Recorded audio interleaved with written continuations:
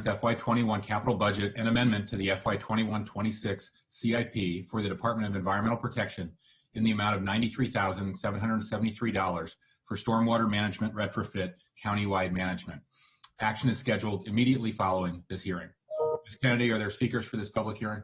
Yes, we do have one speaker for this public hearing, Eliza Cava, who has 4 minutes. She'll be speaking to items number 5 and 6 as well.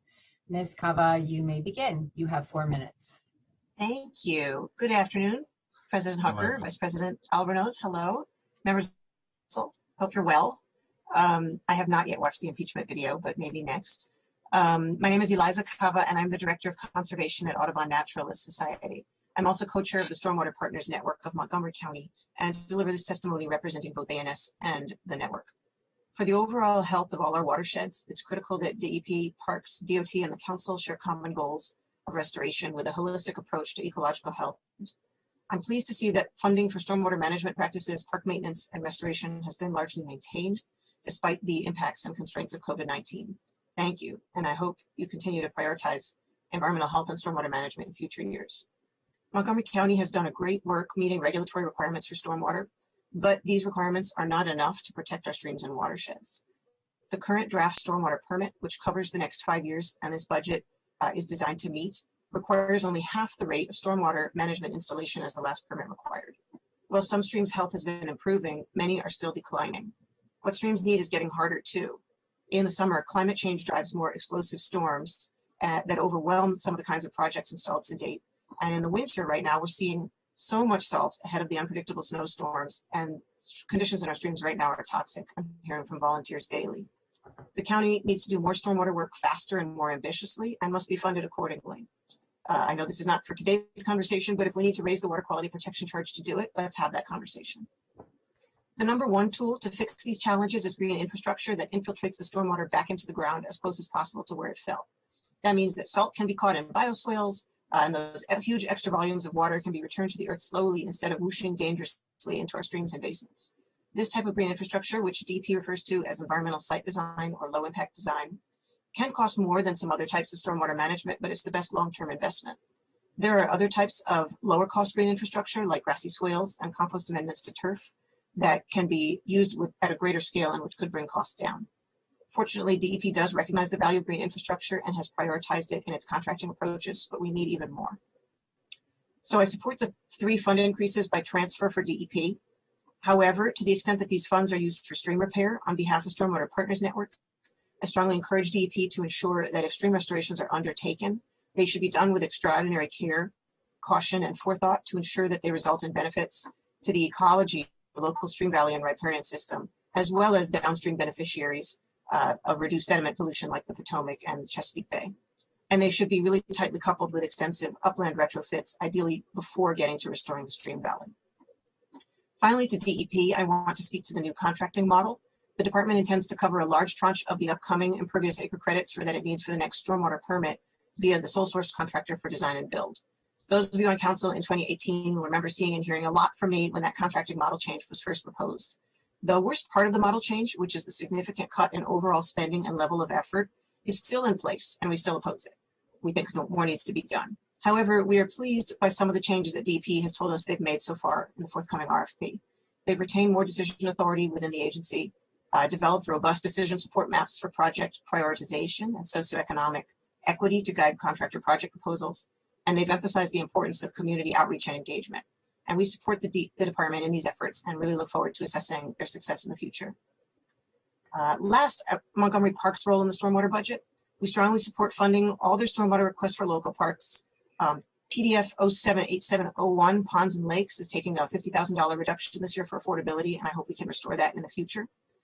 And regarding the 818571 Stream Valley Protection, I'll be providing more testimony in writing at a later date. But the most important thing I want to emphasize right now is that DEP and parks must work hand in glove, not only on design, permitting, and construction of in-parks projects, but also on holistic watershed and stormwater management planning.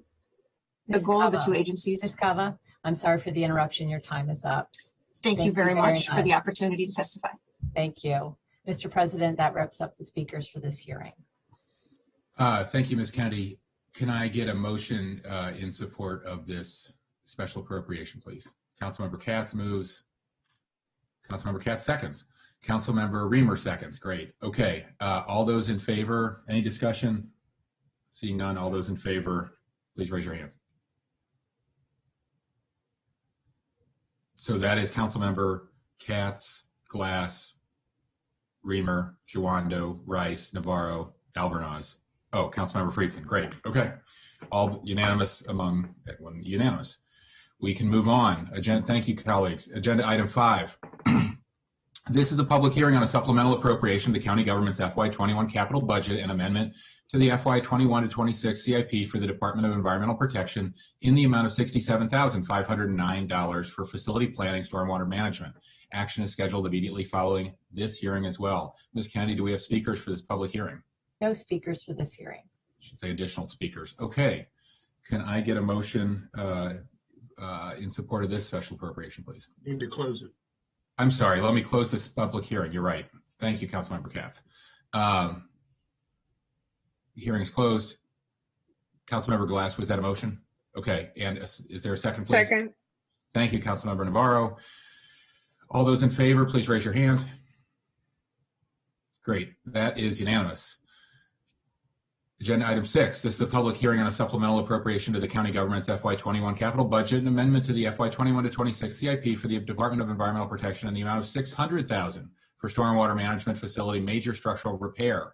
Action is scheduled immediately following this hearing as well. Ms. Kennedy, are there any additional speakers for this public hearing? There are not. Great. Can I get a motion in support of this supplemental appropriation, please? Councilmember Glass.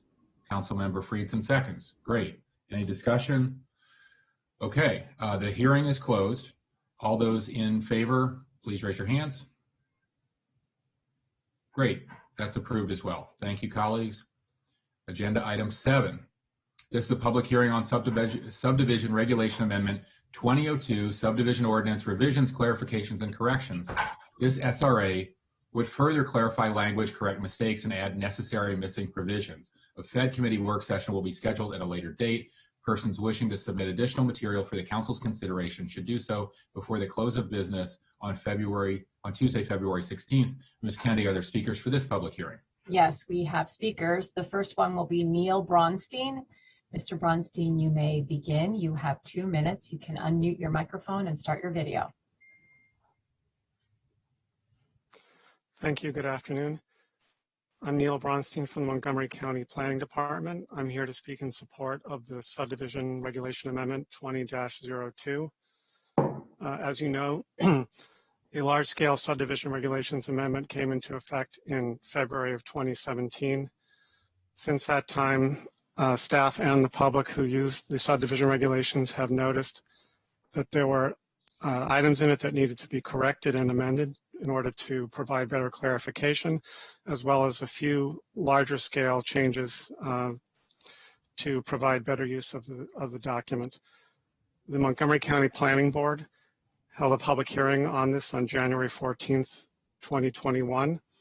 And after the public hearing, the Planning Board voted 5-0 to recommend to the County Council approval of the SRA. Thank you. Thank you very much. Our next speaker is William Commoners. Mr. Commoners, you have 2 minutes. You may begin when you're ready. Thank you. Good afternoon, President Hucker and members of the council. My name is Bill Commoners with Lurch, Hurley & Brewer, speaking by phone as an individual on SRA 20-02. In my written testimony, I've provided detailed comments and suggestions related to the SRA. Most of these have been discussed with the Planning Board staff, who have been very thoughtful and responsive about these issues. I appreciate their cooperative approach and expect to continue that collaboration. Let me comment briefly on a few items in the SRA. Adding a validity period trigger for APF approvals is an important addition. In this way, an applicant does not have the potential of losing its APF approval while defending the related subdivision approval in court. Adding specific standards for the findings for administrative subdivisions is also positive. It's been confusing in the past which of the preliminary plan standards might otherwise apply. The transition grandfathering in Section 11 is a good protection. This protection should be explicit in including plans as they might be amended in the future as well, so they don't lose their grandfathering simply by being amended. There is one new development restriction that I think you should add, and this may sound odd coming from an advocate for applicants, but I am also an advocate for clarity. Since 1986, the county has not allowed a building to be built across a record lot line. The old code was very clear that you can't issue a permit for a structure that quote unquote crosses a lot line. I believe that the new code is not as clear today. One must infer this restriction from the provision that a building, quote, must be on a lot or parcel, unquote. From that language, applicants are supposed to realize that a building can only be built on one single lot or parcel. I suggest that the code be made more clear as it used to be. Just say it can't be done. This will be much easier to explain to applicants and particularly lenders if it's clear in black and white. I have included at the end of my testimony some suggested text for your consideration, including the revision comments I've received on it from discussions with planning board staff. Thank you for your consideration of my comments. I look forward to working with your staff and the planning board staff on this SRA. Thank you very much. Thank you very much. That wraps up the speakers for this public hearing, Mr. President. Thank you, Ms. Kennedy. So this will be before the Fed committee again at a later date. Agenda item 8. This is a public hearing on Bill 421, Weapons Protection of Minors in Public Places, Restrictions Against Ghost Guns and Undetectable Guns. This bill would define terms related to firearm laws, restrict the manufacture, possession, use, sale, and transfer of ghost guns, undetectable guns, and certain other firearms with respect to minors. It would restrict the manufacture, possession, use, sale, and transfer of ghost guns, undetectable guns, and certain other firearms within 100 yards of places of public assembly, and generally amend the law regarding firearms and other weapons. Public Safety Committee work session will be scheduled at a later date. Persons wishing to submit additional material for the council's consideration should do so before the close of business on Tuesday, February 16th. And again, if you would like to follow the progress of a council bill, the council website has a subscribe function.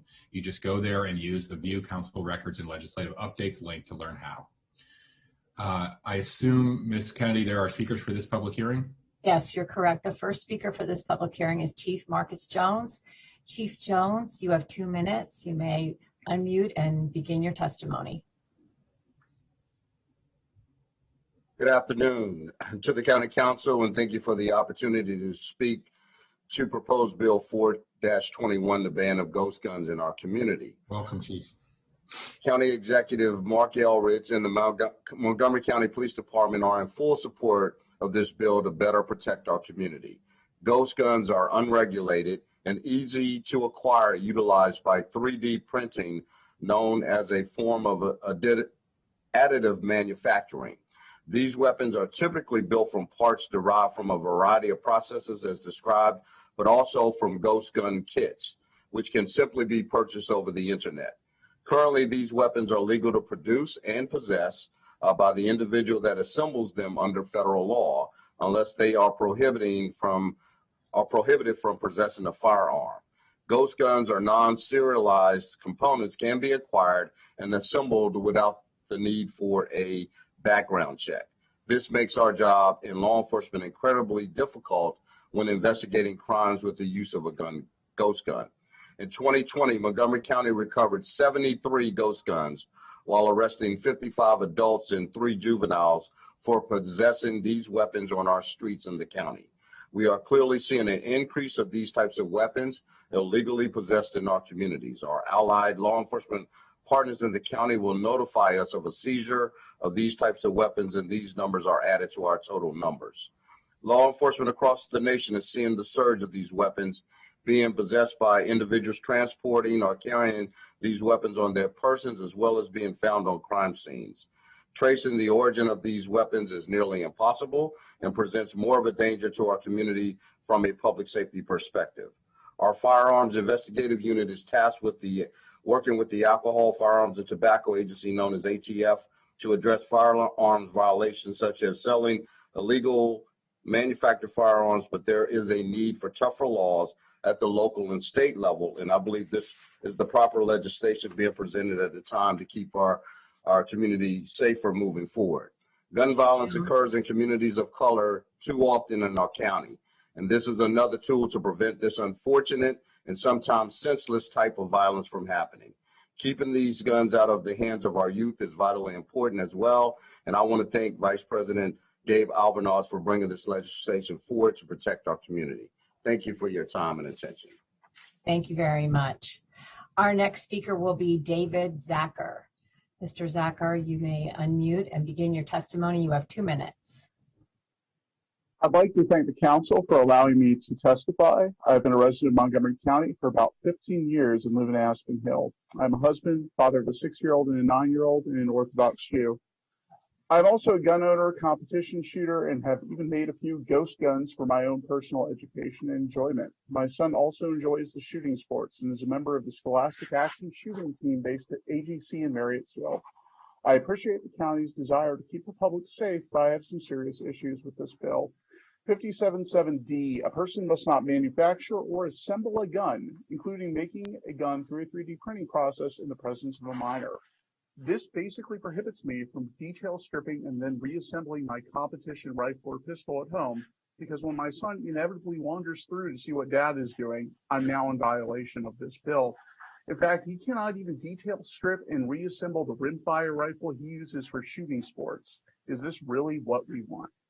57.7-E, a person must not store or leave a ghost gun or a major component of a ghost gun in a location the person knows or should know is accessible to a minor. A major component of a ghost gun includes any number of parts that are used for factory serialized pistols and rifles. Is leaving a completely stripped pistol slide sans frame on a table while it dries after I clean it really going to be a punishable offense now?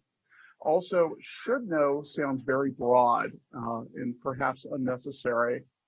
There are other problems that I don't have time to address, but I am certain that other testimony will cover them. With all due respect to the council, this bill is deeply problematic and steps into territory that is almost certainly covered by the state's own preemption on local firearms laws.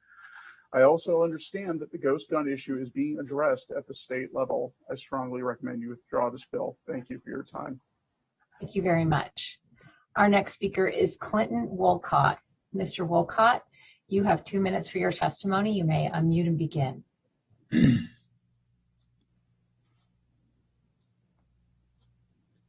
Thank you. My name is Clint Wolcott. Thank you, members of the council.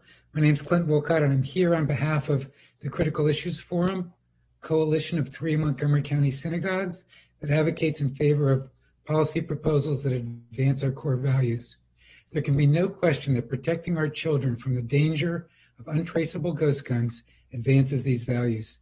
These guns, which are easily purchased over the internet, are available to anyone and are untraceable, totally undermining our efforts to combat gun violence. This bill addresses important issues that are responsibility of the county: access to firearms by children and the use of firearms in public places. Its provisions restricting transferring, manufacturing, and storing these weapons are common sense ways to protect the community. The risk that access to ghost guns has for our young people is real. A 2017 study found that firearms were the second leading cause of death for children aged 1 to 17, surpassed only by motor vehicle injury deaths.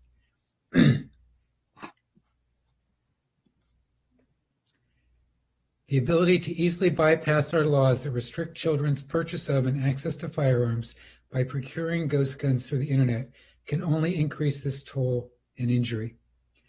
This is a problem that can be solved. The restrictions proposed in Bill 421 are a welcome first step.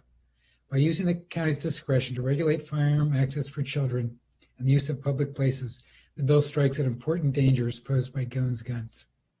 Further, action by the county may encourage our state legislators to enact the ghost gun legislation that is proposed in the General Assembly this session by Senator Susan Lee and Delegate Leslie Lopez, who've been championing legislation that would close this loophole entirely in our state. For these reasons, the Critical Issues Forum urges the council to adopt Bill 421. Thank you.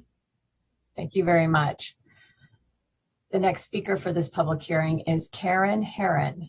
Ms. Herron, you have 2 minutes for your testimony. You may begin when you're ready. Thank you. Good afternoon, President Hucker, Vice President Albornoz, and council members. I am Karen Herron, Legislative Director for Marylanders to Prevent Gun Violence. MPGV is a statewide grassroots organization dedicated to reducing gun deaths and injuries throughout the state of Maryland, with a focus on reducing urban gun violence and gun suicide.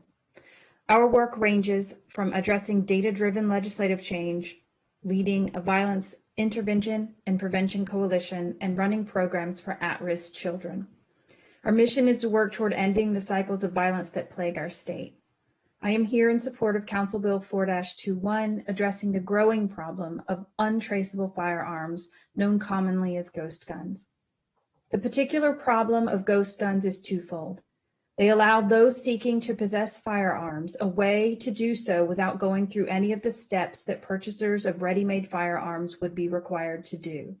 And when they are used in a crime, it is impossible to track them back to any previous owner or seller. We know that as these kits and technology have become more accessible, these firearms are increasingly turning up at crime scenes. The existence of this unregulated method of firearm acquisition in Maryland thwarts our otherwise strong gun laws meant to keep guns out of the hands of people who should not own them. MPGV applauds the efforts of Montgomery County to look at this from a local perspective and to begin the work of correcting this legal oversight. Thank you. Thank you very much. Our next speaker is Mindy Landau. Ms. Landau, you have 2 minutes for your testimony, and you may begin when you're ready. Thank you. Good afternoon. My name is Mindy Landau, and I'm a member of the Maryland State Executive Committee for Brady United Against Gun Violence, one of the oldest gun violence prevention organizations in the country, and a co-founder of its Montgomery County chapter. Before retiring recently, I was a federal employee for 40 years.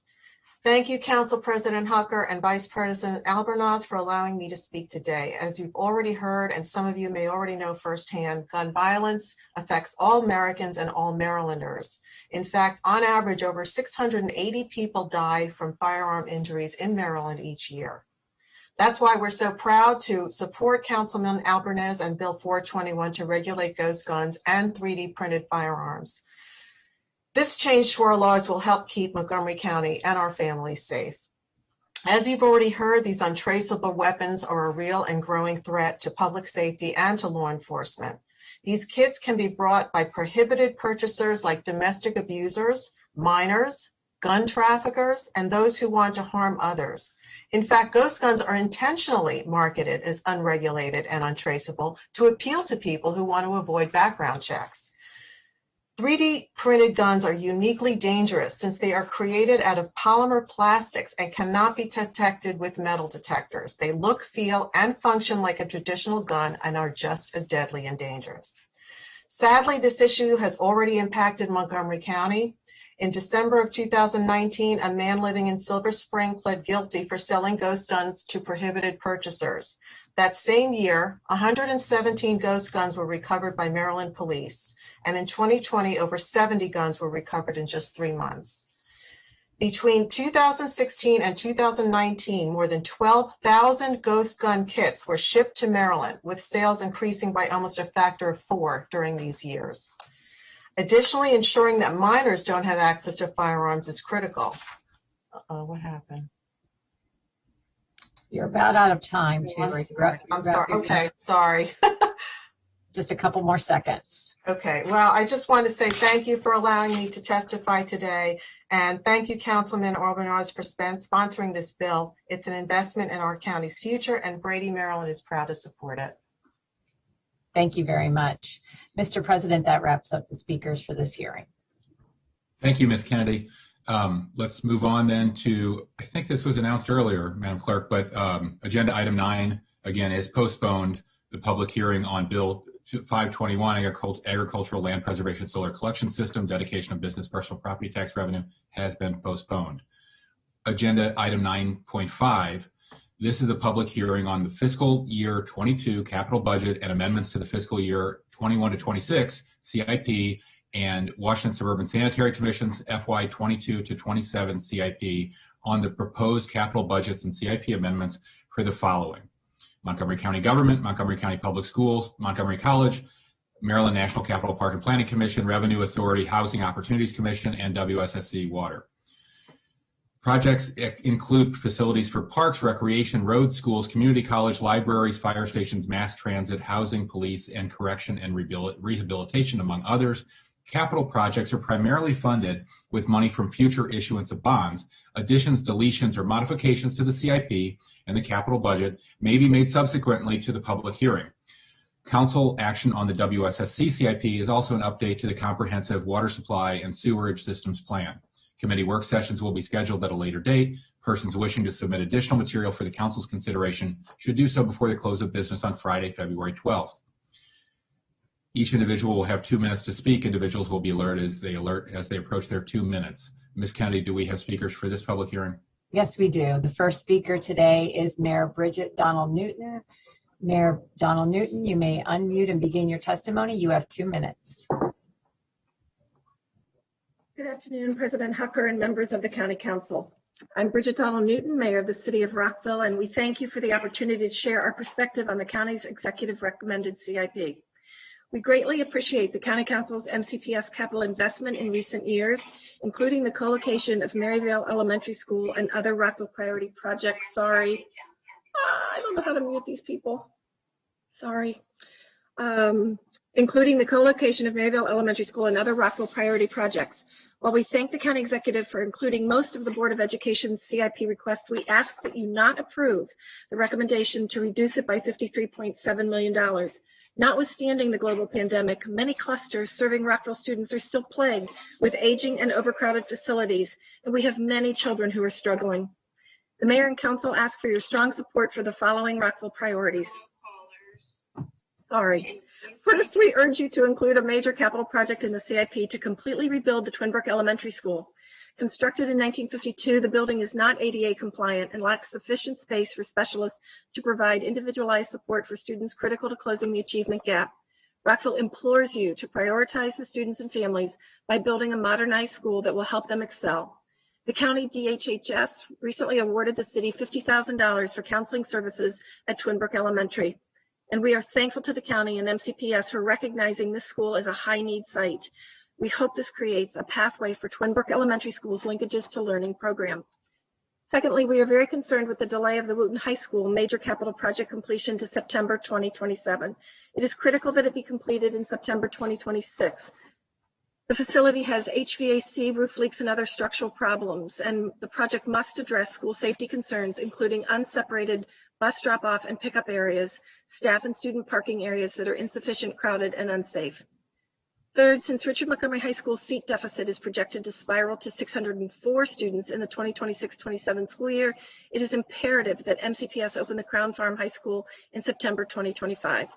We are concerned that the project completion date has been delayed to September 2026. With 6 portables and scarce classroom and lab space, we ask, how will MCPS address the issues while the community waits 5 years for a new high school? Mayor These Newton, include, yes. my apologies for interrupting. You're out of time, but thank you very much. Thank you all, and I'm sorry I'm multitasking here. Thanks for your time. No problem. Thank you. Our next speaker will be Mike Knapp. Mr. Knapp, you may unmute yourself and begin your testimony. You have 2 minutes. Thank you very much, President Hucker, council members. Thank you for the opportunity to be with you today. For the record, I am Mike Knapp. I'm here in my capacity as chair of the Montgomery College Board of Trustees. I know there continue to be challenging issues, and I thank you for your efforts as we navigate these difficult times. Montgomery College is ready to help you get our county moving forward to recover and rebound. The college has submitted a fiscally prudent capital budget, a frugal request that keeps key projects moving forward while maximizing the use of existing funding. The only major new construction underway is the Catherine and Isaiah Leggett Math and Science Building, and we plan to use existing resources to fund a portion of the furniture and equipment needed for that building. Thankfully, the county executive fully funded the balance needed from the county. We delayed the new Student Services Center to accommodate the revised library renovation schedule, which enables the college to seek state aid on the library projects per your direction. Despite this fiscal prudence, the executive branch recommended a reduction of $9.4 million in our budget. Information technology and deferred maintenance projects will suffer. Given the current state of affairs, such a reduction we feel is ill-timed. IT funding is critical to our operating virtually and will remain so as we move into post-crisis state. Even with on-site operations, hybrid classrooms will be required to continue to provide access to post-secondary education to those who need it. Our IT projects have lost $14.5 million over the last 5 years for a 21% reduction. So even a reduction of $1.4 million continues to put us further behind and puts enterprise and student success systems at risk. Additionally, the college cannot afford to lose monies that fund deferred maintenance projects. The college's total need is $188 million, which far exceeds our capital budget request. Therefore, we ask you to reject the $8 million recommended reduction. The planned life cycle asset replacement budget alone has been cut by 31% in previous years. PLR provides funding to update HVAC systems, units like those on the Tacoma Park Silver Spring campus, which are 44 years old. The board understands that you face many challenges, hence our frugal request. We hope that you can help us protect our assets and keep our information technology moving forward. And I wish you luck in the budgeting season, and thank you very much for your time. Thank you very much. Our next speaker will be Howard Cohn. Mr. Cohn, you have 2 minutes for your testimony, and you may begin when you're ready.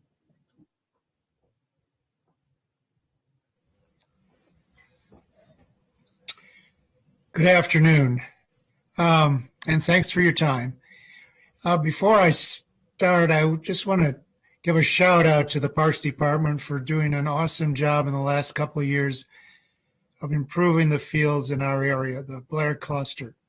That being said, I'm here to argue against delaying the phase 2 of the athletic field renovation at Blair. Representing the youth sports leagues that are based in Silver Spring and Tacoma Park, soccer, baseball, softball. There are about, I'd say, 2,000 kids who are playing in a typical year, not this year. About half of them are kids of color. Many of them are from immigrant families, and many of them are on scholarships. I think it's fair to say that we've been at the leading edge of racial equity for many years here. And that's one appeal I want to make. The second appeal is more broadly.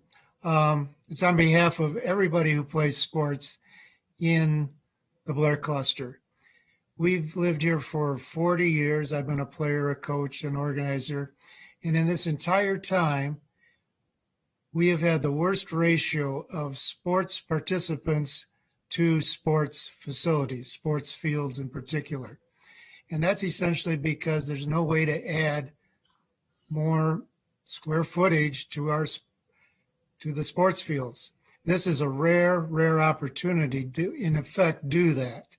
And so it's exciting to kids to hear that we may have 2 new fields, 2 new rectangles and a diamond at Blair.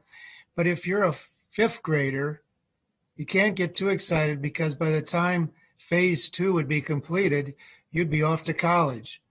So to delay is a bad call. And this is a call you can fix, and I hope you do. Thank you.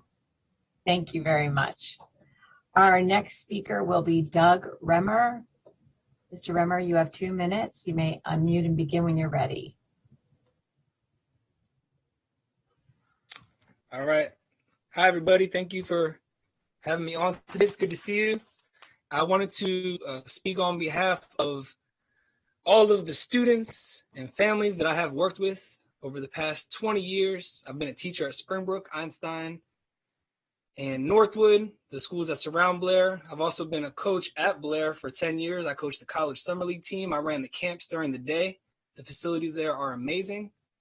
The best part about this Blair field being built is it'll give the opportunity for Blair to be a spot for a multiple sport extravaganza, a chance for more kids and more space for kids to play on with mentors and coaches, role models that also live in the area.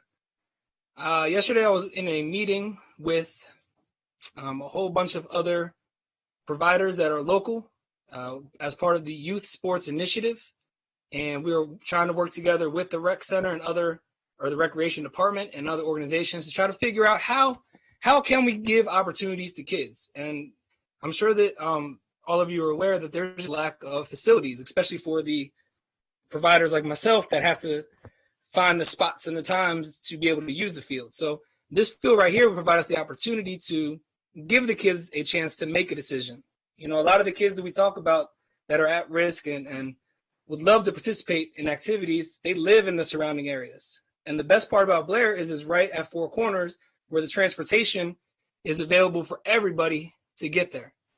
And I know from my experience in the past with students and some great athletes that I've had that just didn't have as many role models or choices to choose from, I know when they hop on a bus and go to Four Corners, they're not usually going to stop there and play sports. They're going to keep on going to downtown Silver Spring or head into DC somewhere in Langley Park.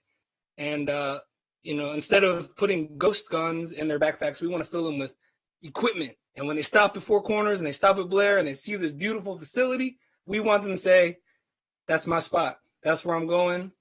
I know I'm going to be safe. I know I'm going to have a good time. There's a lot of providers on this meeting today that I know of, some coaches on here that all we got to do is put them out there, and there'll be a lot of great success, a lot of positive.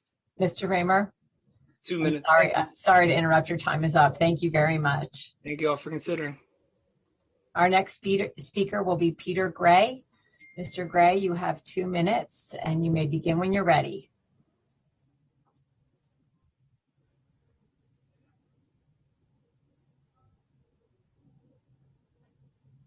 Good afternoon. My name is Peter Gray, and I represent the Washington Area Bicyclists Association and its thousands of members and supporters who live and bike in Montgomery County. Last May, the council unanimously voted to fully fund the construction of the Capitol Crescent Trail Tunnel under Wisconsin Avenue for completion in FY 2027. We were therefore distressed to see on January 15th, the FY 21 recommended revised spending plan in effect vetoed the decision of the whole council and pushed the entirety of the funding for construction of the tunnel beyond FY 26. This means the tunnel would not even begin construction until FY 27, nor be completed until FY 2029 at the earliest, a full 5 years after completion of the Purple Line project and the trail. Therefore, WABA urges the council to fund the following priorities. Number one, fund the construction of the Capitol Crescent Trail Tunnel for completion in FY 27. This tunnel is not optional for this regional transportation and public treasure and should be completed in a timely way. Number two, add $4 million in FYs 22 and 23 to ensure completion of the Fenton Street cycle track. This project has had the funding support of the council for several years and should not be delayed beyond FY 23. Three, accelerate the funding for the Amherst Avenue cycle track to allow completion of this Vision Zero enhancement for the Wheaton CBD and prioritize biking and walking safely for those on the eastern side of the county. And finally, even in these challenging times, we urge the council to continue to make investments in the bicycle master plan. Every bike project is a Vision Zero project, and making these investments will help the county achieve its safety, mobility, and climate goals. Thank you very much. Thank you. Our next speaker is Courtney Weish. I think I said that right. Ms. Weish, you may begin. You have 2 minutes. Good afternoon, council members. My name is Courtney White, and I'm an alumni student athlete from Montgomery Blair High School. Currently, I am a full scholarship pitcher on the University of Maryland women's softball team. I was a pitcher for the Blair softball team for 4 years, and throughout my time in that program, I was able to benefit from all the athletics and the usage of all fields on Blair's campus. I am against the amendment to delay the Blair renovation project because I think it is an excellent improvement that would not only benefit all student athletes at Blair, but also positively impacts all athletes for all sports in Montgomery County. Both phases of this renovation project should be greatly considered to be completed in a timely fashion. I can recall several instances during my time at Blair when we wouldn't be able to use specific areas because of their conditions. Renovations to these areas would allow for more teams to be flexible with practices and games. It is especially important to complete this project because these improvements would have a large impact on the Down County community of athletics. I think it is extremely important for all student athletes to have nice access to nice athletic fields in all parts of Montgomery County. Lastly, my dad and I have recently started our own softball organization where we are looking to enhance the culture of the softball program in Montgomery County. This project would give programs like ours and many others the opportunity to use these improved athletic fields to help support and grow the to help support the growth of all student athletes. Thank you. Thank you very much. Our next speaker is Laura Mitchell. Ms. Mitchell, you may begin. You have 2 minutes. Good afternoon. Allowing me to testify today. I'm Laura Mitchell. I work with the MCC PTA as the Area Vice President for the Down County Consortium. And I have an 8th grade grandchild at Parkland Magnet Middle School where I serve as PTSA President. First, I want to say that the HVAC is an overarching concern for many of our schools that MCC PTA representatives have testified about for many years, citing mold and dampness in many schools and the complete lack of AC in almost all elementary gyms for several years. Those issues are even more urgent now. You'll hear more about that from others, so I won't go into too much, but we implore you to allocate the funding required to meet that urgent need.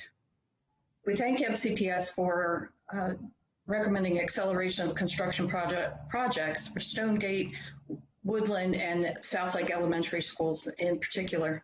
The urgency of these projects cannot be overstated. All children deserve a safe space to learn, free of rodents and mold and other environmental factors, and with a space to learn and move about safely. The Northwood and Woodward renovation projects must remain on schedule and according to the current plan. There's just no more room for portables. The last 2 went on the basketball courts, which are taking away amenities in a school that have too few to begin with. And the main building just can't handle any more students with its small hallways and crumbling infrastructure. For at least a decade, Highland View has been over capacity and in need of an addition. We appreciate the funding that will finally go towards the addition of that building to bring all students inside the building instead of the portable villages that we see. But we're disappointed that that funding came at the expense of the Silver Spring International Middle School renovation project. Both buildings have serious issues and need urgent attention. We cannot shortchange one project in order to fund another. The work stoppage on the Purple Line has left the main entrances at Silver Spring International and Sligo Creek in disarray with temporary fencing and unfinished construction and landscaping. Is just an unsafe place. And now we learn that the long-awaited Silver Spring International funds will be slashed, leaving our middle school students without necessary improvements. So we're asking that you reinstate the funding to bring that school up to the minimum standards for a middle school. Ms. Mitchell, I'm so sorry to interrupt. Your time is up. Thank you very much. Thank you. Thank you. Our next speaker will be Jane Lehrman. Ms. Lehrman, you have 2 minutes. You may begin when you're ready.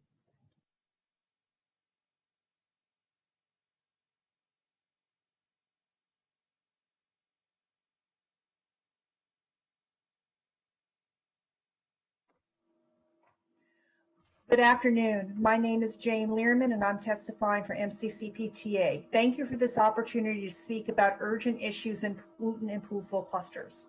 For many years, Wooten cluster has requested a new high school. The problems with the building are significant. Wooten's building is not ADA compliant, the bus drop-off area is unsafe, the building lacks reliable HVAC, and the pipes leak. In 1999, I subbed at Wooten in the computer lab and vividly remember the very large trash cans that collected water that dripped from the ceiling. Sadly, the rebuild of Wooten High School has not been approved, but is only programmed for funding in a future CIP. This is in progress, but does not meet the needs of the Wooten community.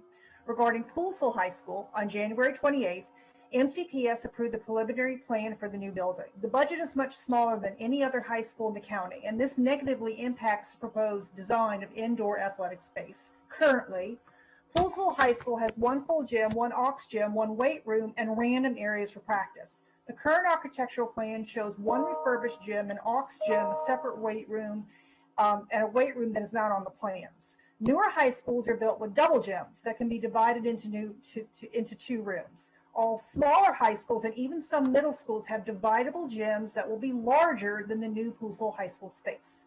The current plans indicate that only a single gym will be available to our students. This, plus the lack of a new weight room, means that the new design gives us less dedicated athletic space than the old school. The deficits I'm describing were publicly acknowledged at the January 28th BOE meeting. In short, more money is needed for Wooten and Poolesville High Schools. Our communities will partner to advocate to the Assembly for more funding, and will express our specific concerns directly to the members of the Council. Again, I'm sure that we can meet our shared goals, and thank you for this opportunity to speak today. Thank you very much. Our next speaker is Debbie Orsak. Ms. Orsak, you may begin. Hi, good afternoon, President Hucker and members of the County Council. I'm Debbie Orsak, and I'm here today as the MCC PTA Area Vice President representing the Bethesda Chevy Chase, Walter Johnson.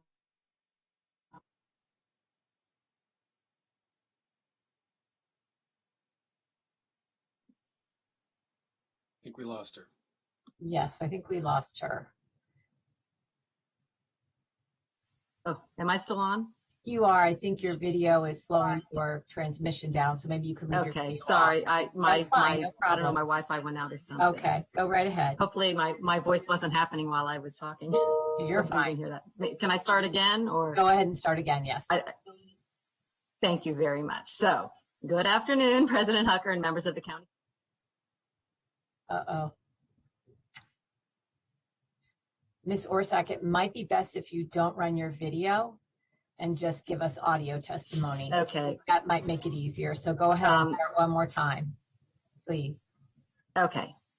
All right. And yeah, if it goes out again, I'm going to switch laptops. But so I am Debbie Orsak. Today is the MCC PTA Area Vice President representing Bethesda Chevy Chase, Walter Johnson, and Whitman High School clusters. To start, I would like to thank all of you for your service, especially during this unprecedented and challenging time. We are mindful of the funding challenges created by the pandemic. This council has shown itself to be a strong supporter of schools, and we appreciate all of your support and hope it will continue. I also want to take a moment to thank the Board of Education and Dr. Smith for the recommended FY22 capital budget and amendments to the FY21-26 CIP, and to thank all of the MCPS staff for their hard work. In our area, we have two major projects that are integral to addressing the needs of our schools. In the BCC cluster, funds from a Bethesda Elementary addition are recommended to be moved to an addition for Westbrook Elementary to accommodate the need for space at Bethesda and Somerset Elementaries. A boundary study including Bethesda, Somerset, and Westbrook is currently underway.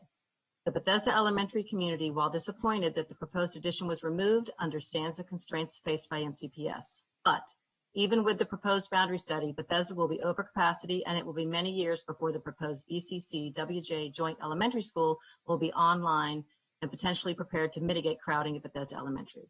In the meantime, we ask for continued consideration and budgeting for a modular classroom at Bethesda, and we hope that the funds will be allocated to keep the Westbrook project on schedule for a fall 2023 opening. In the WJ cluster, the Woodward High School reopening project is progressing in its first phase to provide a temporary home for Northwood High School while their school is upgraded. We hope that the funds will be allocated to keep this project on schedule for a fall 2023 opening for Northwood's temporary home and a fall 2025 opening for Woodward's new home. I understand that our county, more specifically this council, is facing some difficult decisions with regard to how to fund the proposed FY 2022 budget, but I firmly believe that it is the job of us adults to ensure that our children and the children yet to come have the school facilities that they need, because they will eventually get back to the buildings. Thank you. And I apologize for my technical issues. No worries. We understand. Thank you very much. Our next speaker is Laura Stewart. Ms. Stewart, you have 2 minutes. You may begin.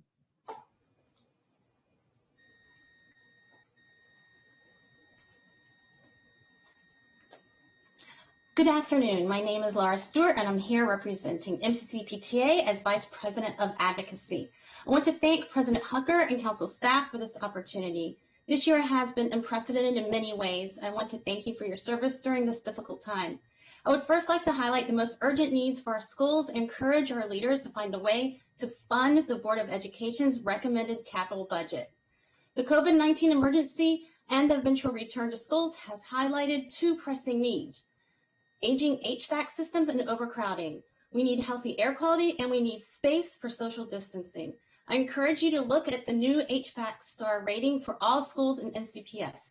58 facilities have a 2 out of 4 star rating, and 2 schools have a 1 star rating, which means that their current systems will not only need upgraded filters, but will need to be supplemented with air cleaners and probably temporary HVAC systems. I would like to note that Stonegate is one of those schools and has been requested to be put back on the schedule. Eastern Middle School is the other 1-star rated facility, which is not even in the renovation list after many years of advocacy. It is imperative that the increase in HVAC funds in the current BOE ask is included in the final budget. Overcrowding continues to be a countywide issue, And as we continue to work on housing goals, we also need to fund capacity projects.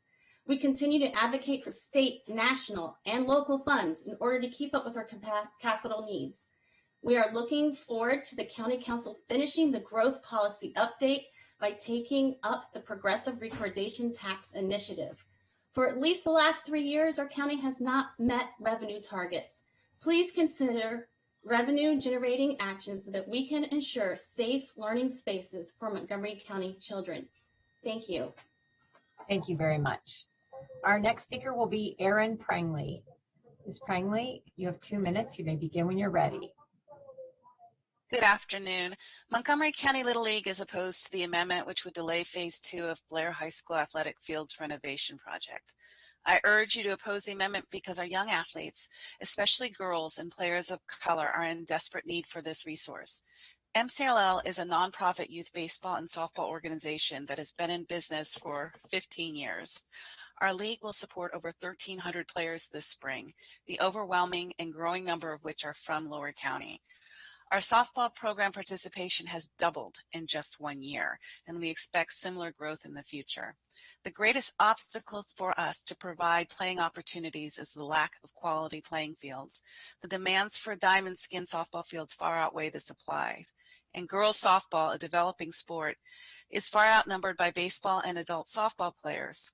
As a result, girls are being squeezed out of playing opportunities because the field system in place gives priorities to historic and existing permits.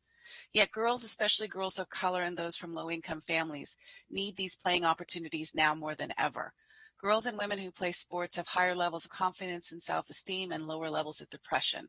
High school girls who play sports are less likely to be involved in unintended pregnancy, more likely to get better grades in school, and more likely to graduate than girls who do not play sports. Studies also show that young athletes who've not been able to participate in sports during COVID face higher levels of depression and suicidal thoughts.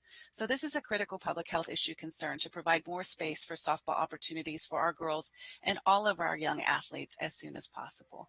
Please oppose this delay and prioritize the public health by sticking to your commitment to develop our fields on time. Thank you. Thank you very much.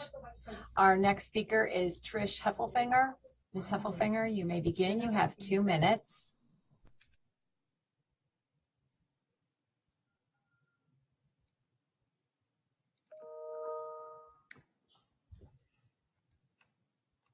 Thank you. Good afternoon. My name is Trish Heffelfinger, and I appreciate you allowing me to speak. I am speaking in opposition of the delay in the development of the Blair High School Phase 2. 23 years ago, I testified before the County Council advocating for the development of the Maryland Soccerplex in Germantown. Today, although I am retired, I am currently the chair of the Montgomery County Sports Hall of Fame, a board member of the Maryland State Youth Soccer Association, and a member of the Montgomery Parks Foundation Board. Participation in sports has lasting benefits. As Julie Foudy said, sports is the gift that keeps on giving. Every day I think about something I learned in youth sports. From my experience with the Soccerplex, better fields lead to increased participation and less risk of injury. The Blair High School fields will become a mini multi-sport field complex. The location is ideal, especially for those whom transportation is limited. The fields will be in one of the most diverse areas of the county and will promote participation in soccer, lacrosse, football, baseball, and softball. This past year has been challenging for all of us. However, I believe the greatest impact has been on our kids. Their ability to get outside and play a sport, interact with friends, and just experience the benefits of healthy activity has been greatly limited. And while the limitations have provided greater physical safety, the mental health benefits of play can't be minimized. I ask that you not look at the delay of Blair Phase 2 as a delay in a field development project, but instead consider the impact of the delay on the health and welfare of our kids. Thank you. Thank you very much. Mr. President, that wraps up the speakers for this public hearing. Thank you, Ms. Kennedy. That closes this public hearing. Council Vice President Albornoz. Thank you, Mr. President. I just want to thank everybody who just testified, but I in particular want to thank Trish Heffelfinger, who is a friend of all of us and has had an extraordinarily emotional year. Trish, we've been thinking about you a lot. Our hearts are with you, and we thank you for your continued advocacy and leadership in the community. I know all of my colleagues feel the same way. We care about you deeply.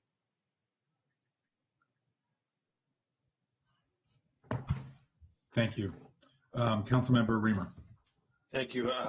Also want to thank Ms. Heffelfinger and everyone who came to testify. Not only great testimony on the schools, which we always expect, but terrific advocacy around the potential for a Blair complex. And I look forward to taking that up at committee and seeing how we can ensure it doesn't fall behind. Thank you. Thank you. Okay, I think we can move on to item 10, and this is interviews for our Board of Appeals candidates.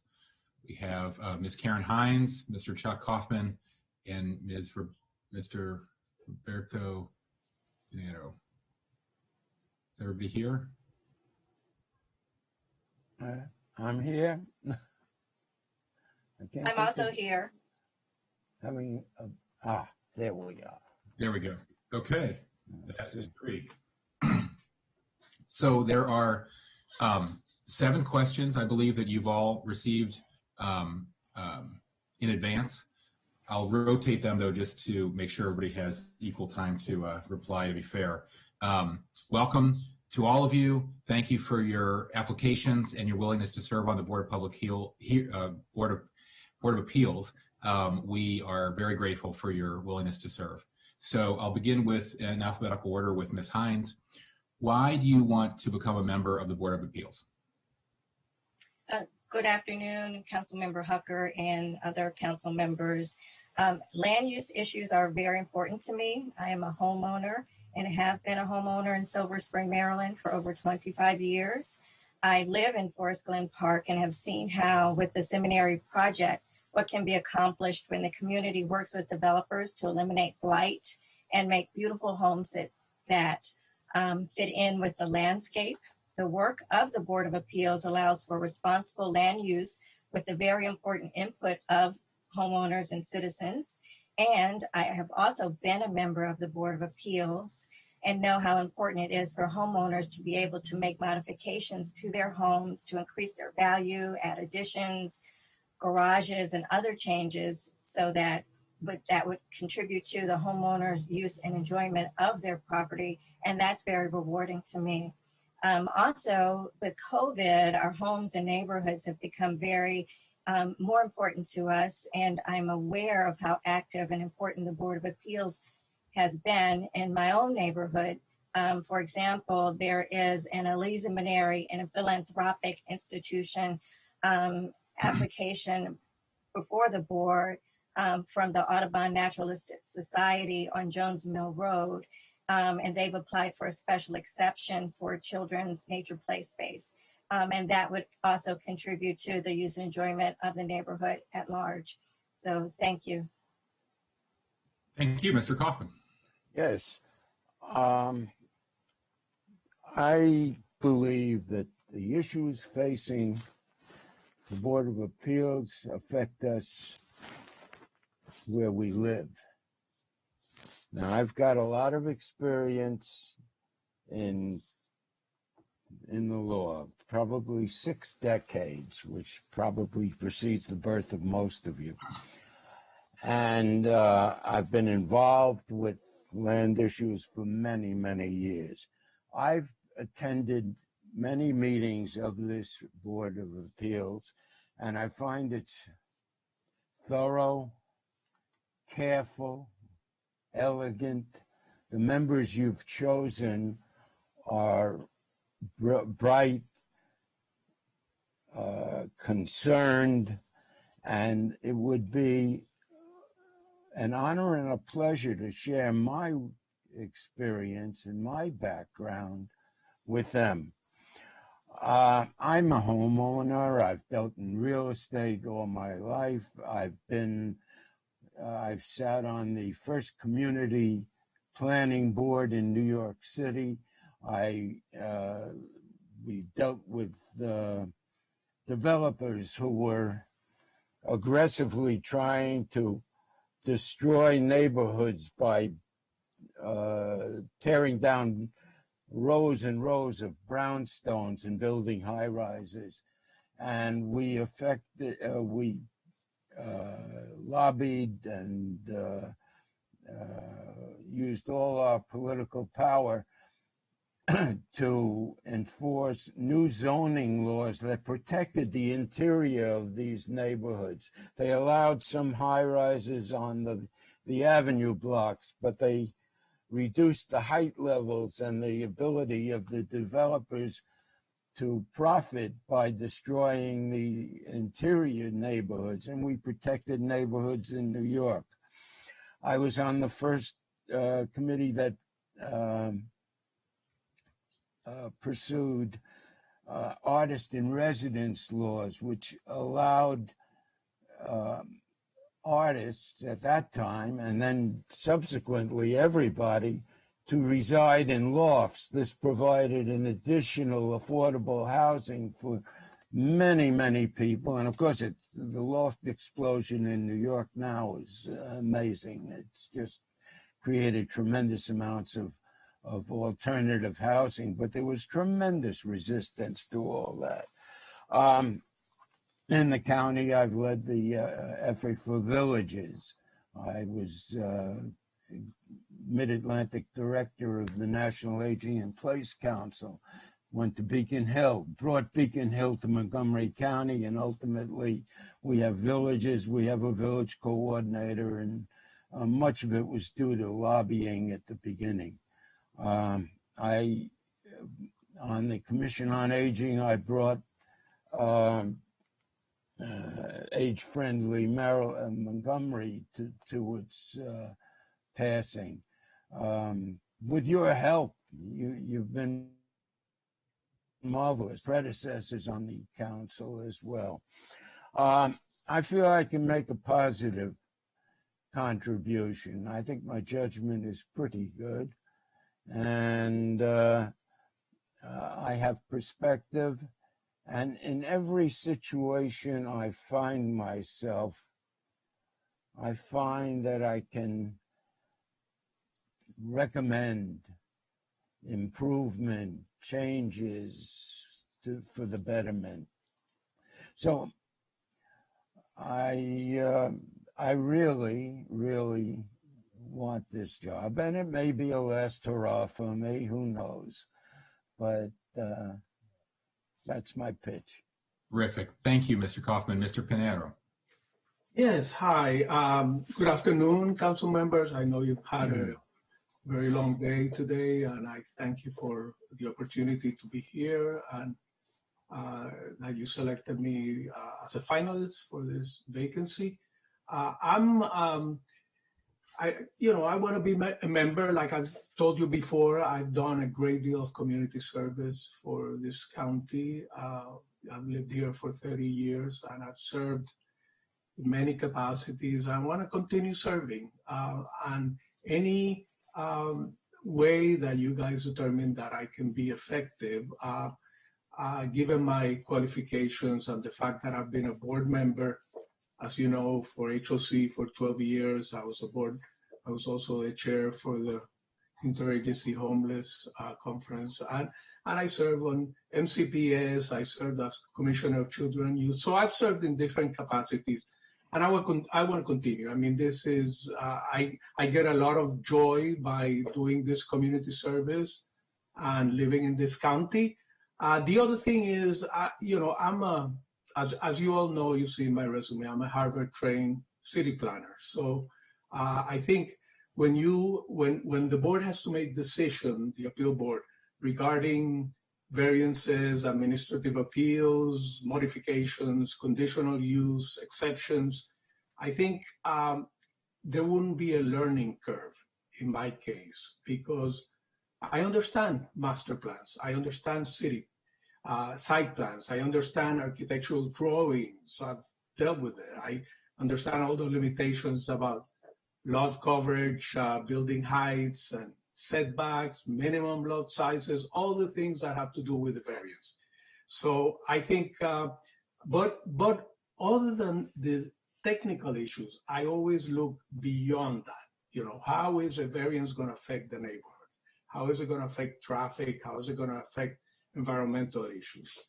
So I think, you know, I would be interested in this position. Like I said, I've served on many boards. I understand what the board is supposed to do and not supposed to do.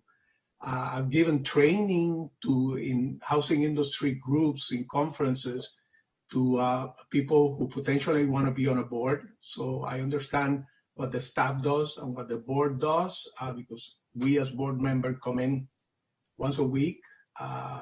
So I think you know, I would be very much interested in doing this. And so if you have any questions, I'd be glad to answer them. Great. We'll have more questions. Okay, so thank you. Question number 2, and I think each of you got into this a little bit, but what in your background prepares you to serve on the board? Mr. Kaufman. Well, Do you of have course, any? I've practiced law for many years. I've been in business. I've dealt with small clients. I've represented group unions. I've represented labor employees. I've landlords, tenants. I've tried cases. I've represented defendants. I was a general practitioner for many years in New York, and I had small practice, not except for a period when I dealt with show business law, but I was more involved with businesses and small people, and I understand their problems and the problems of homeowners. I feel for them, and I feel that the government and the zone and the power of the government is huge, and therefore the Board of Appeals provides a valve, a respite, a place for them to be heard and listened to. And I think the most important thing we can do is listen to the parties and understand their pleas and understand what we can do for them within the limits set by you. Right. There are constraints that you impose that we cannot, as a board, overcome. And I've seen the frustration of the members of the board striving to help a party, but unable to. One of the recommendations I would make is for some degree, a small degree of flexibility in the de minimis cases where they just can't break the rule or bend the rule. Other than that, I understand the delicate balance of the neighborhood versus the desire to exercise your property rights. I'm very much a keen of due process, and I've won case after case on minor issues of due process. So it's in my gene. So, and as far as the detailed expertise, an expert is someone who's done it once. I have the capacity to bring myself up to snuff on the zoning. I've seen the plans. I've gone over the briefs and the presentations of dozens of cases before this board. So great. It's not rocket science. Okay, Mr. Pinero. Yes. Hi. I mean, I think I addressed some of the points, the fact that I've had training as an urban planner and that I've also been on a board for many years. The fact that being on the board with HOC helped me deal with different types of conflicts. And I learned how to listen to residents and how to listen to landlords when they came to raise their concerns regarding, let's say, they were not getting paid on time, or they had problems with some of the neighbors, even the neighbors to HOC properties. Sometimes they would come and I would listen to them. A lot of it has to do with empathy. And I think I agree with Mr. Kaufman that, it's important to listen and to work with the rest of the board members and to be flexible, to be open, to not be judgmental with people that come to the board. And I've tried to do that. I had to deal with the union, and that was not easy, as you all know. It's not an easy situation. I had to deal with many situations in HOC. We had a situation where we had, even though I served 2 terms, the county executive at the time asked me to stay another 2 years because we had, all of a sudden, the executive director decided to retire and we had to bring in someone new and teach him the ropes, do a little bit of hand-holding. So I stayed an additional 2 years to help the board. We also had quite a bit of turnover in the board. So all those things are important. I think to the extent that you can, there's some technical issues and obviously some legal issues, but the important thing is to be transparent. I think I've learned in HOC that oversight is, and I bring that from my previous experience as a GAO person. Oversight is really important. And I was a stickler for oversight, for procurement, for things like that. And, and question the staff when it was necessary, because the staff will try to push their agenda through. And the board, it comes in, but it's not as knowledgeable as the staff when we come in once a week, once a month, once a quarter. So, it's to know what you can do as a board member. It's not the same as, getting involved on a day-to-day on the decisions that they make. But I'll stop right there. Thank you. Ms. Hines. Yes, I am an attorney with almost 30 years of experience. I am also an experienced adjudicator with 8 years of service as an administrative law judge, hearing cases such as appeals from the Department of Public Works where citizens received infractions for improper disposal of trash, and appeals from the Department of Consumer and Regulatory Affairs, which were appeals from denials of building permits. And I also have presided over numerous matters and written final orders, which include findings of fact and conclusions of law. Additionally, I did have an opportunity to serve on the Board of Appeals for 3 years, and am knowledgeable about the issues that come before the board, as well as the processes of the board, such as conducting pre-hearing conferences, administrative appeals, and also status conferences. Thank you.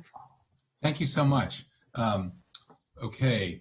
Please explain your understanding of the role of the Board of Appeals. Some of you have already addressed this as well, and how it serves our community. Mr. Pinero. Sure. I think that, the Board of Appeals is really a tool that the county residents can use to participate on a process, for example, to get an addition or renovation to the property, such as, let's say, a garage or an extra room or a larger kitchen. But generally, they cannot do so because of the zoning restrictions and regulations. And not many people are aware of those zoning regulations and restrictions.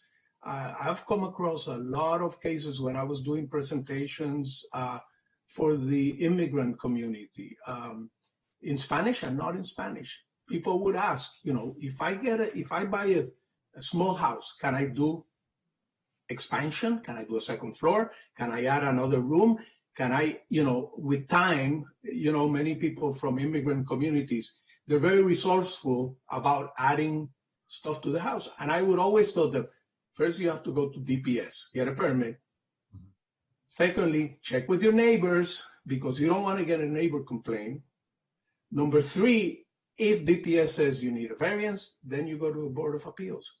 But many people don't understand the legalistic aspects of it.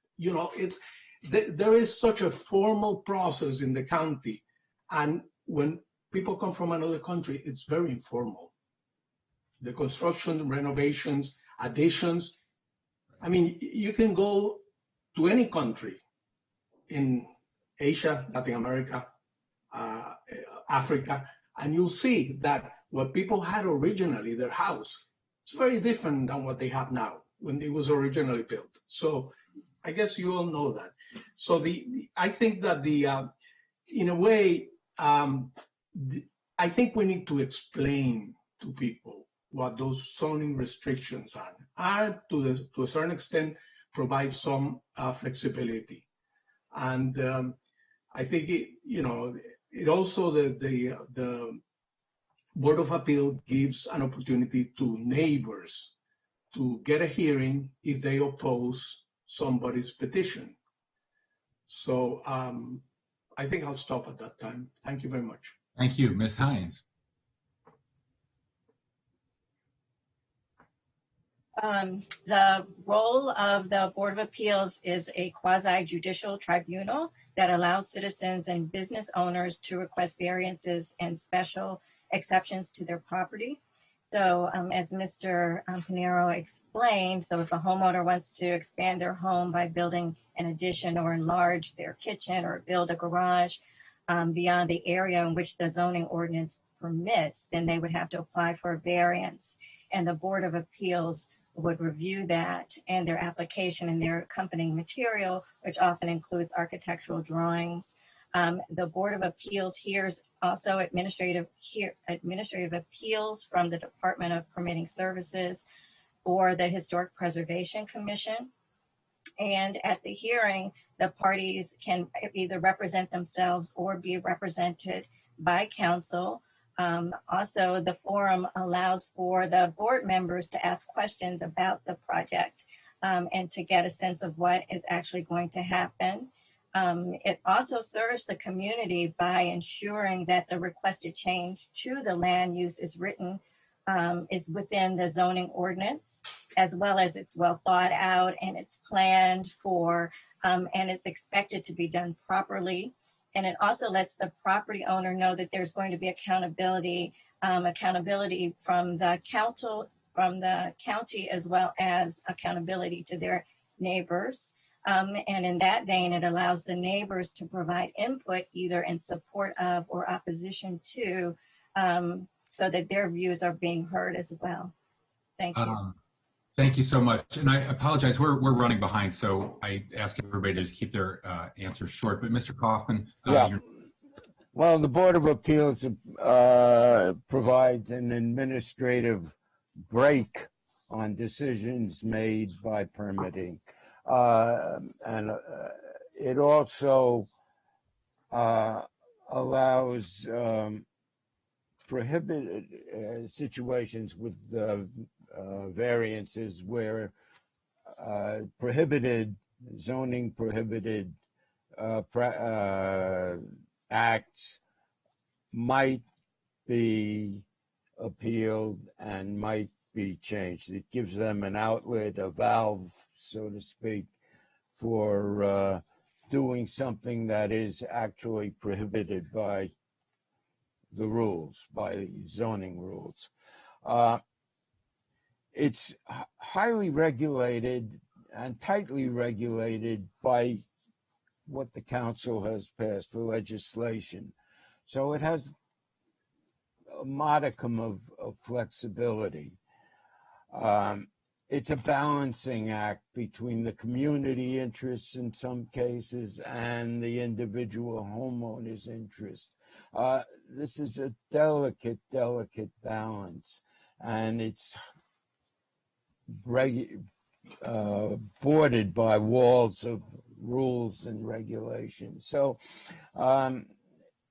it has to walk a fine line, but it has some flexibility in permitting a constitutional right to enjoy your property. Right. Okay. Thank you. How would you position the board to work on racial equity and social justice issues? Ms. Hines. Well, first of all, thank you for this question. And I have worked on racial equity and social justice issues the entirety of my career. And I see two ways that the Board of Appeals can contribute to these issues. One, I'm a professor at the University of Maryland Global Campus and also Montgomery College. And both of these universities have diverse student populations. So having the students either come in as interns or even view hearings would expose these students to these kinds of issues that would possibly be a career path for them. The second thing that I also see is having the board members and staff participate in ongoing implicit bias training, which is another tool in their toolkit. So that would bring awareness to our own personal biases and constantly work through them so that they could reinforce adjudicating impartially. Thank you. Thank you. Mr. Kaufman. Yeah. Zoning and financial suppression have been tools of segregation and discrimination for years, historically. Heightening awareness of racial equity and social justice and recognizing situations of actual zoning and financial suppression is vital. Therefore, I recommend adding to the petition for variance and the petition for special exceptions a question regarding, does the matter herein raise issues of concern as to racial equality and social justice? If yes, please explain. If an issue of concern and social justice is raised in the petition or at any time during the course of the hearing, I recommend that it be explored and recognized in the decision of the Board of Appeals. And I also would like the Board of Appeals to issue a special report of any concerns it has, either in zoning or permitting of racial equality or social justice issues, and to incorporate such concerns in its annual report. Now, that being said, this is coming from one who is on the outside of the board. I am sure that in working with the board inside, other issues will occur in which other recommendations will be forthcoming. And I will not hesitate to recommend. Great, thank you. Mr. Pinot. Yes, I agree with both Ms. Hines and Mr. Kaufman. I think zoning has created kind of a dual housing, we could say, zoning segregation. In Montgomery County, it's not as bad as other places, but we have to always keep an eye on it because it could become much worse. Differences between the east and the west and the north and the south of the county is something that we have to be aware of all the time. But, I think, I don't know whether it's really the Board of Appeals that has to, their main role might be social justice, but they do have to work with other agencies. I see a role both for the Board of Appeals and the Planning Board and maybe DHCA in terms of educating people, particularly again, low income, people suffering from racial discrimination, immigrants, social justice. When they go out and talk about master plans and sector plans and changes, they also have to explain what people can do and not do with their houses in terms of explain what zoning is all about. What R90, R60, R40, what can you do with that? Given your neighborhood, what is it that you can do and how you go about that process? I think that's really important. That I don't think people are, it's a question of education right now. And to me, that's a role that has to be done in coordination with the planning board, has to be done in coordination with the ACA, maybe when they go and look at, issues that have to do with code violations or inspections. Maybe they can go out and have some town hall meetings where they explain to people what is it that they can do within the existing zoning and how that zoning can be flexibilized. So I think that may be my answer to this question. Thank you very much. Thank you very much. Okay, so quickly, will you be able to make the time commitment required for service on the board, Mr. Kaufman? Yes. Yes. Mr. Pinero? Yes. And Ms. Hines? Yes. Terrific. Thank you. And are there any potential conflicts of interest of which we should be aware? Mr. Pinero? None. Ms. Hines? No. And Mr. Kaufman? No. Okay. Those are all our questions. I will, let me just check to see if there are any questions from my colleagues. I see none. So you all are released. Thank you so much for your willingness to serve. We're really grateful for it, and we'll be able to get back to everyone, I believe, next week. Thank you very much. Thank you for your consideration. Thank you. Thank you. Bye. And now, colleagues, we can move to item 11, interviews for the Charter Review Commission. We should be joined by Bernadette Garrett and Ruth Kirinda. Ms. Kirinda, did I pronounce your name correctly? I think you're muted. I think you're muted, ma'am. Okay, can you see me? I can. Excellent. Good afternoon. Did I pronounce your name correctly? Kirinda? Yes, Kirinda, that's correct. Before I mispronounce it repeatedly, I wanted to ask. Okay. Yes. Thank you so much for your willingness to serve on the Charter Review Commission, to both of you. Welcome to the Montgomery County Council. Can you briefly discuss, and we're behind, so I'll emphasize briefly, can you briefly discuss why you are interested in serving on the Charter Review Commission and explain what in your background will assist you in this role? Ms. Garrett. I grew up in an environment that subscribes to the adage, all politics are local. I love participating and supporting the democratic process. I believe in the process, and the past month has demonstrated that our democracy is really fragile. So it's my intent to exercise in civic engagement as often as possible, and in every opportunity that's presented to me, I want to do it for the betterment of my community. As far as skills for this particular commission, I would say that I've served in several positions of leadership in the military and other organizations where I'm familiar with creating and examining policies and procedures. I like to identify areas that require more examination to coincide with the current climate of that organization.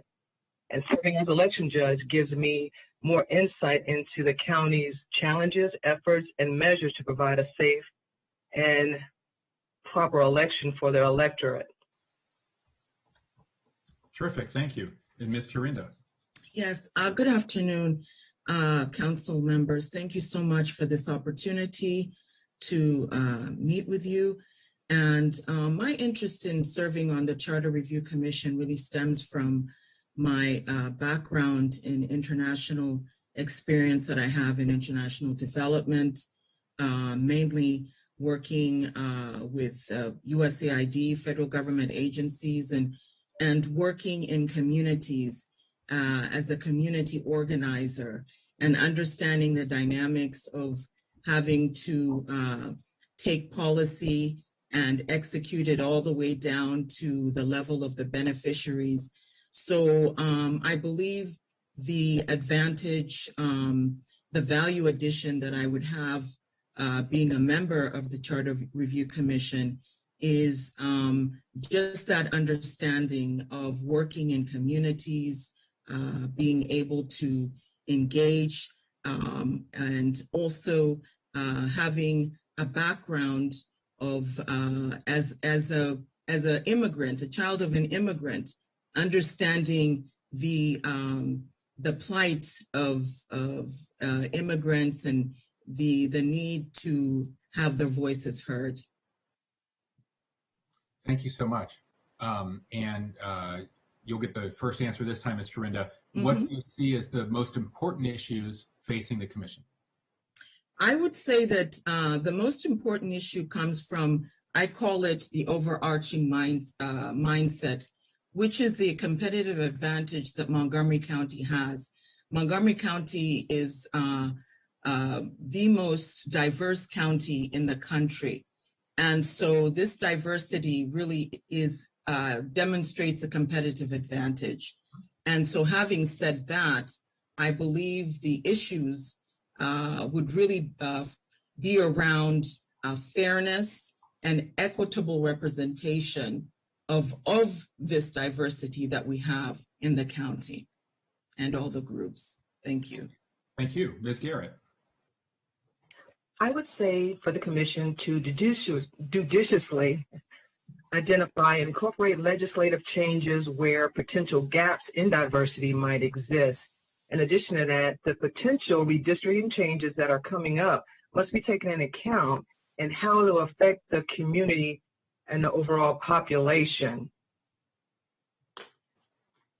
Thank you. How, and you get the first answer this time, how would you position the commission to work on racial equity and social justice issues? Garrett. I would answer that like this. Thank you for the question. Review the charter for areas that will allow us to work with other commissions, namely maybe the Redistricting Commission, Government Operations, and all the other different commissions that have oversight or input into the areas that deal with a lot of social and inequitable issues, not only in the county, but over the whole nation. I would say that in examining these, we could look at potential diversity issues and address them accordingly together by providing that input and that collaboration throughout the other boards and commissions.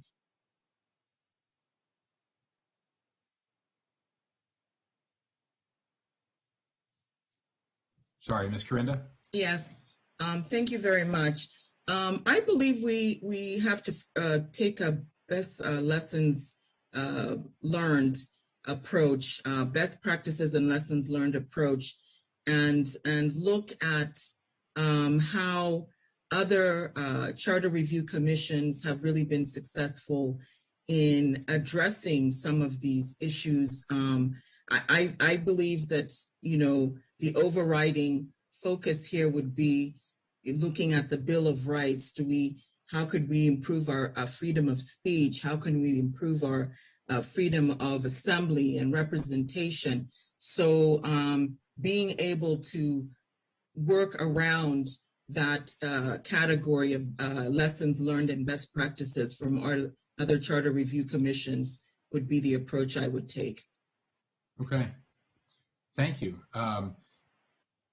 Ms. Turinda, the commission meets on the second Wednesday of every month from 8 a.m. to 9:30 a.m. Will you be able to make the time commitment the commission requires?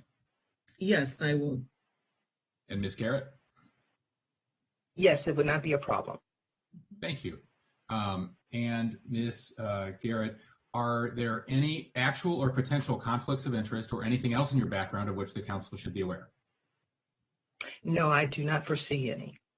Okay, and Ms. Turinda? Likewise, I do not see any conflict of interest. Mm-hmm. Great. You both gave great answers. Thank you so much for your willingness to serve. We should poll our colleagues very soon and be able to get back to you within a week or so. Thank you very much for the opportunity to have met all of you and looking forward to your feedback. Our pleasure. Thank you for the opportunity. Thank you both so much.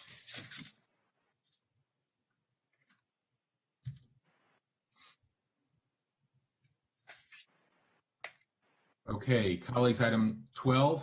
Now the council will sit as the district council. We have to take action on a zoning text amendment 2004, farming defined, accessory, mulching, and composting. Ms. Dunn is here and Ms. Undu. Hi, Ms. Dunn. I think you're muted. Hi, good afternoon. This was a ZTA. I don't know if the chair of the Fed committee would rather introduce this. I think we're all kind of low energy here. Councilmember Glass introduced a ZTA that would enable, I wouldn't call it small scale composting because that's probably not expressing it has more potential than what might come to mind with small scale. But to enable properties in the Ag Reserve to conduct composting operations, and that may be a solution for, commercial or expansion of certain curbside pickups. And I would certainly defer to the sponsor for his comments. Councilmember Glass. Thank you all. I'm really excited and optimistic about the action that we are about to undertake, because we know that here in Montgomery County, we produce about 147,000 tons of food waste per year, and that waste is the largest contributing factor to our county's waste system. So what we are about to do today is allow farmers to increase their partnership with environmentally conscious entrepreneurs, which is really an important step towards reducing our waste and increasing our climate goals, leading to a greener local economy. So that's what we're about to do. And just real quick, I just want to thank all of you, my colleagues, for your unanimous support for the zoning text amendment, especially my co-leads, council members Navarro, Friedson, and Rice. I also want to thank David Lorenzo Botello from my office for digging into this topic and helping shepherd this legislation to where we are today. And then lastly, just want to thank the Montgomery County Farmers Bureau, Compost Crew, Chesapeake Climate Action Network, Bethesda Green, and the entire coalition of farmers, small business entrepreneurs, and environmental organizations who are going to help us reach our climate goals here in Montgomery County. And can I just add, let's welcome Livu Nju, who joins us as our zoning attorney, and she comes from the city of Baltimore, where she was the top zoning hearing examiner and top zoning attorney for the city there. Thank you. Welcome. And Councilmember Friedson. Yeah, welcome to our new attorney. We're all excited to have you here and really excited to work together with you. I'll be brief. Thank you to Councilmember Glass for his leadership and partnership on this. Won't belabor what he said, but this is, it's a modest proposal, but a significant proposal. It's a win for our environment, a win for our economy, for farmers, and for residents. And this is part of the broader efforts that we need to take to really ramp up our composting capabilities. There's a lot of demand and desire. We have to provide the infrastructure to allow that to happen. This is a modest loosening of this accessory use so that we can ramp up the existing capabilities that are already there and are just prevented by law. And ultimately, we have work to do to create more opportunities for residents to be able to take part in this, and also our businesses who I think want to take part in this but lack access to be able to do that. So look forward to passage of this, appreciate us moving this forward, and look forward to more opportunities to be able to continue to make progress on our zero waste composting goals. Thank you, Mr. President. Excellent. Councilmember Reamer, we're good, correct? We have a Fed committee recommendation for approval. All those in favor of the Fed committee recommendation and approving this ZTA, please raise your hand. That appears to be unanimous. Terrific. I believe this is a roll call. Roll call. Please, Madam Clerk, go ahead and read the roll, please. Thank you. Mr. Glass. Yes. Mr. Glass votes yes. Mr. Dwando. Mr. Dwando votes yes. Mr. Reamer. Yes. Mr. Reamer votes yes. Mr. Katz. Yes. Mr. Katz votes yes. Ms. Navarro. Yes. Ms. Navarro votes yes. Mr. Rice. Yes. Mr. Rice votes yes. Mr. Friedson. Yes. Mr. Friedson votes yes. Mr. Albornoz. Yes. Mr. Albornoz votes yes. Mr. Hooker. Yes. Mr. Hooker votes yes. Thank you so much. The ZTA passes. Now we can hop in the Wayback Machine and go back to item 2.5, please. This is the action on the spending affordability guidelines for the FY22 operating budget. The GO committee recommends approval, and I want to turn it over to the chair of the GO committee. Thank you, Mr. President. So every year we adopt spending affordability guidelines for our operating budget. So this would be the FY22 operating budget. And I want to thank first Mr. Gene Smith for preparing a great packet, and also my colleagues, council members Katz and Friedson. There was a public hearing on this matter on January 26th, and we did not have any speakers. We did meet on February 1st, and we did vote 3-0 to concur with council staff recommendations, which are included in your packet. We basically, we voted to set the ceiling on the funding from ad valorem real property tax revenues at the charter limit, consistent with prior years in the December 2020 fiscal plan update. We set the ceiling on the aggregate operating budget as $5,085,000,000.5, and this is a 0% growth from the FY21 approved aggregate operating budget. We allocated the proposed aggregate operating budget as outlined in the packet. Just want to remind my colleagues that we must adopt the spending affordability guidelines for the next operating budget by the second Tuesday of February of each year, which is what we're doing. And they are based on a review of numerous fiscal and economic conditions. As you can see in the packet, the economic conditions have declined since the council approved the budget last year. A few examples: the Washington area unemployment rate is at 7.5% in October 2020. Montgomery County's was at 6.6%. Median home sales value increased by 6.9% from October 19th to October 2019 to October 2020, although salary and personal income both saw decreases in 2020, 2.1% and 0.7% respectively. County revenues predicted to decline overall in FY22 when compared to the FY21 approved budget.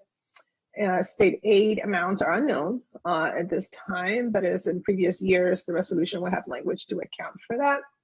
And obviously, we know that we continue to face unprecedented fiscal situation due to the pandemic. And so we are once again faced with a budget that has to be predicated on this. We know as well that we're here to set the tone for the FY22 budget. There is a chart, again, that describes exactly how everything is distributed. It accounts for debt service, current revenue specific projects, current revenue pay-go, retiree health insurance pre-funding, MCPS, Montgomery College, county government, and CPPC. And those are all the areas where things are distributed. And I'll have Mr. Smith go into more specifics.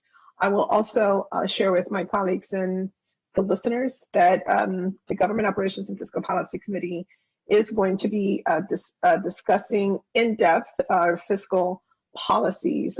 We have a team in our central office that is working along with a firm called Davenport to review a report that has outlined our current state in terms of our fiscal policies. And we as a body will then make some decisions regarding whether we want to continue with the current established fiscal policy targets, whether we feel that there may be some that we can revise or not. And this is, I think, a very important conversation, one that we were going to have before the pandemic hit. But in many ways, I think it is good timing because now we have a different set of indicators to work with. And I think that way we can make some decisions that would be based on current conditions and then going forward. So we're in the process of scheduling this. I assume probably in the next 2 weeks, we'll start having our first work sessions on those particular fiscal policies. And what we should do. I will only add that obviously something like our reserve levels, that is something very important for us to consider. Our contributions to OPEB and things of that nature will also be things that we need to consider, and then hopefully set some targets for us to abide by. With that, I think I'll turn it over to Mr. Smith in case he has any other particular comments. But again, everything is included in your packet. Thank you, Mr. Smith. Thank you, Ms. Navarro. I believe you have covered the Government Operations Fiscal Policy Committee's recommendations for this item, so I have nothing more to add. All right, Mr. President. Okay. Thank you both very much, and to everybody on the GO committee for your hard work on this. If there are no other, I think I have no other requests to speak. We have a GO committee recommending approval. All those in favor, just raise your hand. That is unanimous. Terrific. And finally, I need a motion to approve the consent calendar, item 3. So moved. Second. And Councilmember Rice moves, Councilmember Jawando seconds the consent calendar. All those in favor of the, Councilmember Jawando wishes to speak to the consent calendar. Please go ahead. Yes, thank you. I will do so briefly. I just wanted to lift up a special appropriation that I'm introducing today, and we'll have a public hearing next week, that is small business rental assistance. As we know, our businesses are struggling. We had talked about that this morning. We talk about it almost every day because it's a significant issue, trying to deal with this COVID pandemic and the economic fallout. One of the big issues that I think is kind of a area where we could provide some immediate and very helpful support is rental assistance for businesses, particularly small businesses. And this rental assistance would give $10,000. It's a $1.5 million appropriation, would give up to $10,000 or 3 months for a small business, as defined as a business that has less than $500,000 in revenue a year. We all talk about and know how great and how many of our small businesses that we have in this county. These are retail businesses that are not restaurants, but that have retail space in the county.